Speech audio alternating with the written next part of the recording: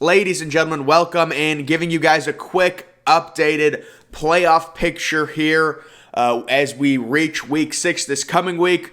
The big story the past week was Cincinnati remaining undefeated, beating Notre Dame, and the people asking, can Cincinnati, a team from a non-Power 5 team, actually make the playoff?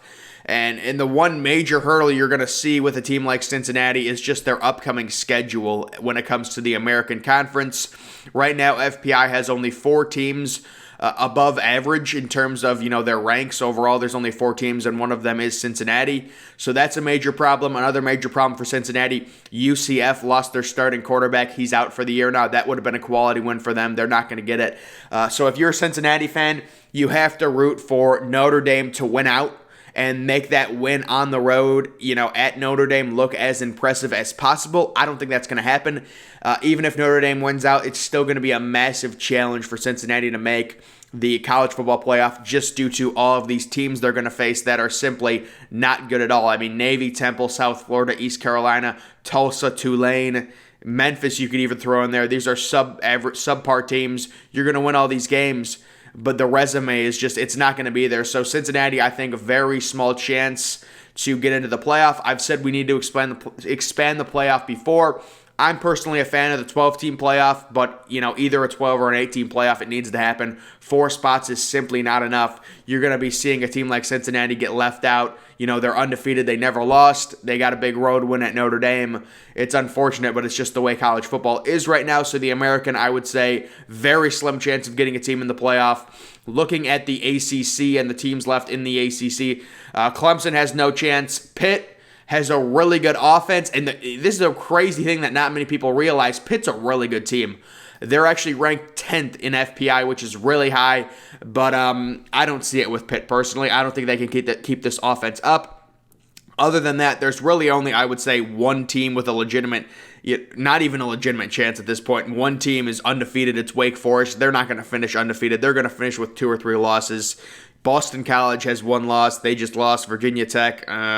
Realistically, I think at this point, the ACC, outside of a crazy one run by Pittsburgh, is out of the playoff. So you're probably not going to get a team from the American. You're not going to get one from the ACC. Let's move to the Big 12, see if we can find our first real playoff team. So this is interesting. You've got Oklahoma sitting at 5-0. I've said before, I'm really not buying Oklahoma this year. I've given them 3 or 4 chances now to really show me something on offense. I understand teams improve throughout the year.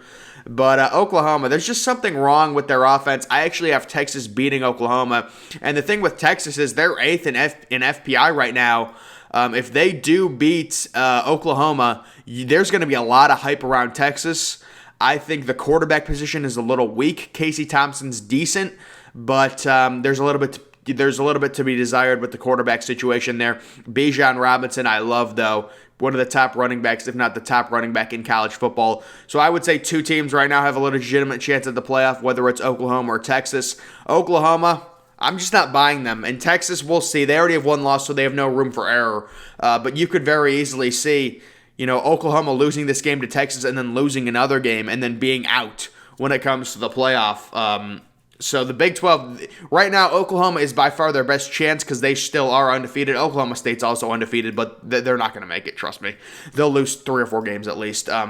They've played a very easy schedule so far. But I would say at this point, it's Oklahoma or bust for the Big 12 with Texas kind of an outside chance. They'd have to run the table, though. I don't see them doing that. The Big 10 is a lot more clustered. We're going to start seeing some of these undefeated teams face each other, so it's going to kind of cannibalize itself. We've got Penn State facing Iowa this week. Ohio State has that 1 non-conference loss. We know there's Michigan. The FPI is way higher on Michigan than I am. Michigan's a very one-dimensional team who hasn't faced adversity yet. I'm pretty concerned about them in this week's coming game against Nebraska. Nebraska, surprisingly, at 3-3, is ranked 21st in FPI. So that's a little bit surprising there with how high they are ranked. How about 1-3 Wisconsin ranked 36th? But overall, this is a deep conference. I really like this conference. When you're talking about teams potentially making the playoff, you're looking at 4 teams, and you're looking at the top 4 teams. Really, I would say it's mainly Ohio State, Penn State, and Iowa. Michigan, to me, I'm struggling right now. I'm struggling with, the ability to throw the ball down the field. They're a run-heavy team. You take away the run. We saw Rutgers do it. They really struggled.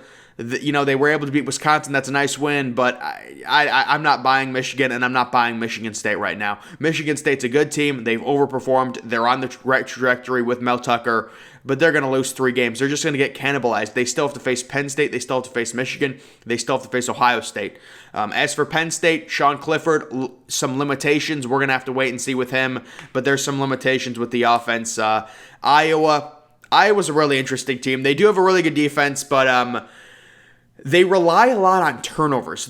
Like Iowa's offense, very rarely will you see them have a 90 or 80-yard drive. It's mainly short fields off turnovers. They've had a number of pick sixes. They generate their offense. They generate their points through turnovers. So I'm really not buying Iowa. I think Penn State beats Iowa in a close game this week. And then you've got Ohio State, who is by far the most talented team in the Big Ten, but their defense, it's getting better. We're going to have to see it this weekend against Maryland. Even if they crush Maryland, I don't know if I can 100% say Ohio State's back and good. They're going to have to run through Michigan. They're going to have to beat Penn State, and then presumably in the Big Ten championship game, they're going to have to beat Iowa. If they do all those things, if they win out, I would be shocked if they miss the playoffs. So when it comes to teams with a legitimate chance at the playoff, I would go Ohio State, Penn State, Iowa. Technically, you can say Michigan and Michigan State because they're undefeated, but I'm just not buying those teams right now. So in the Big Ten, there's still several teams still alive.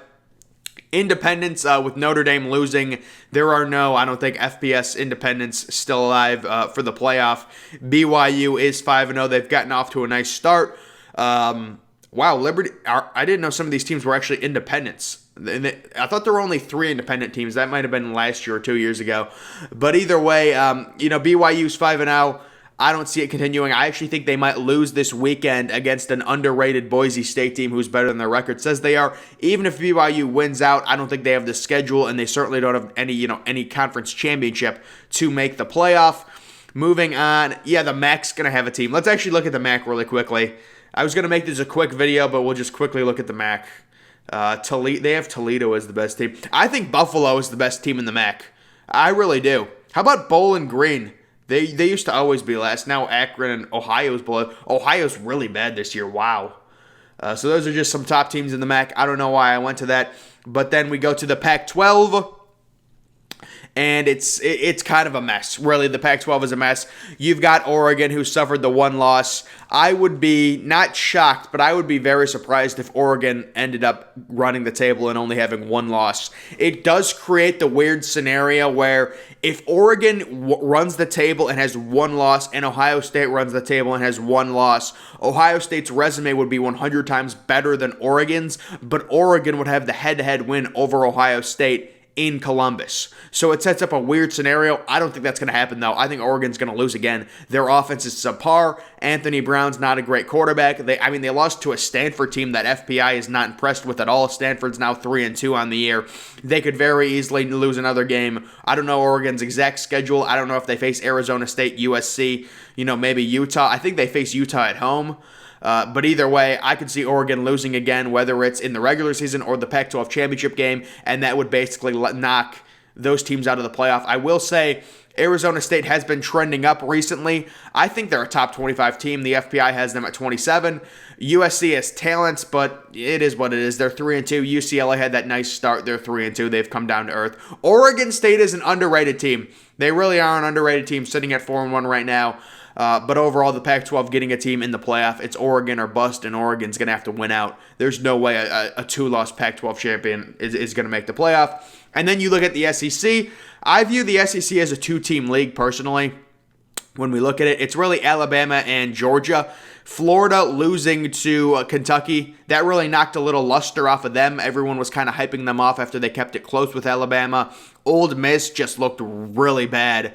I mean, I guess you can say Alabama has a good defense, but to me, that was more of Ole Miss playing bad than Alabama playing good on defense. Matt Corral, what is with that dude's arm release? He's got such a weird throwing motion. He really needs to fix that. The Ole Miss just did not impress me at all in Tuscaloosa. I wasn't expecting them to win. They just looked horrific on offense, completely out of sync.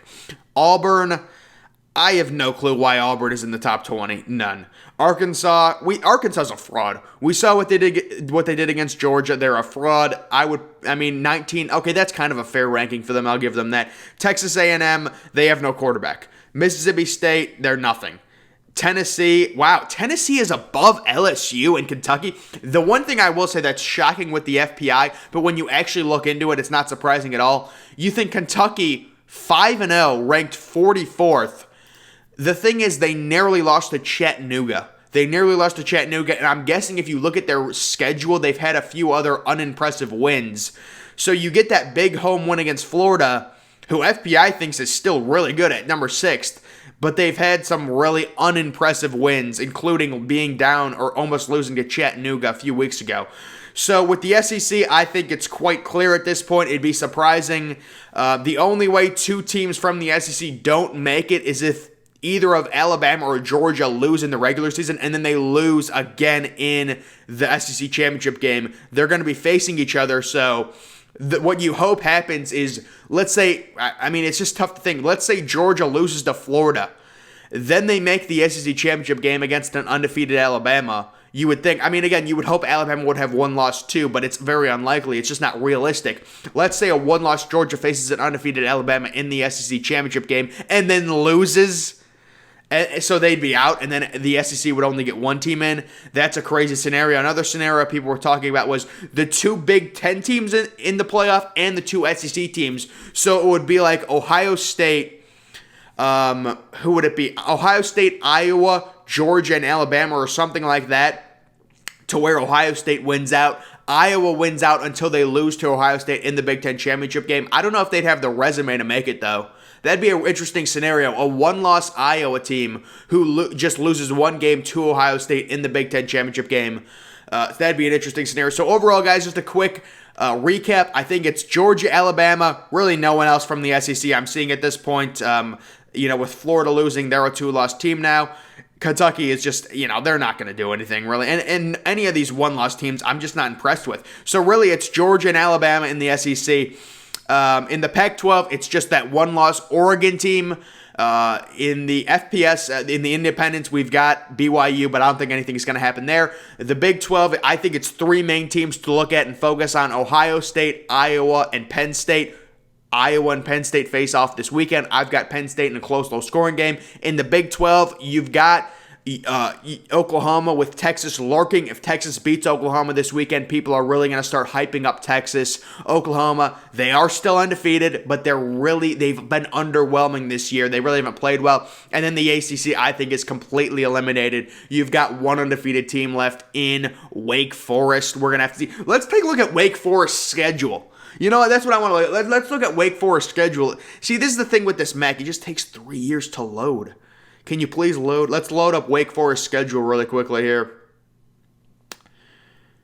Thing just takes... See, this is why I never do this, because it takes a year to load. But the thing... Yeah, they really haven't faced any teams. They barely beat Louisville. At Syracuse. At Army. 9 a.m.? That game must be... That game's in London.